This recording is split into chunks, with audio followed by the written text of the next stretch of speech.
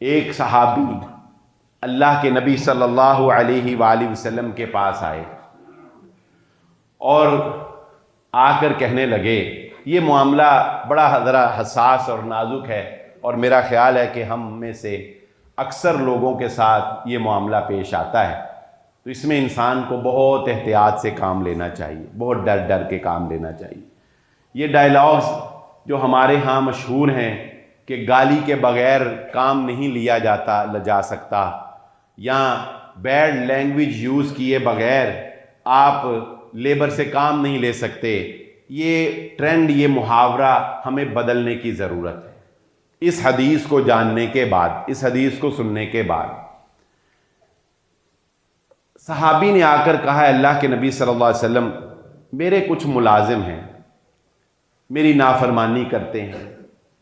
چوری بھی تھوڑا بہت مجھے نقصان بھی پہنچا دیتے ہیں، میری بات بھی نہیں مانتے۔ جب وہ میری نافرمانی کرتے ہیں، جب وہ مجھے نقصان پہنچاتے ہیں، تو پھر مجھے غصہ آتا ہے، پھر غصے میں میں ان کو برا بھلا بھی کہتا ہوں، پھر غصے میں میں ان کو مارتا بھی ہوں۔ کیا اس پر بھی قیامت والے دن میرا کوئی حساب کتاب ہوگا؟ رسول اللہ صلی اللہ علیہ وآلہ وسلم نے ارشاد فرمایا، اس حدیث کا مفہوم جو اللہ کے نبی صلی اللہ علیہ وآلہ وسلم نے فرمایا وہ کیا تھا؟ وہ یہی تھا کہ اللہ کے نبی صلی اللہ علیہ وآلہ وسلم نے فرمایا کہ تجھ سے تیرے اعمال کے بارے میں سوال کیا جائے گا، اگر تو نے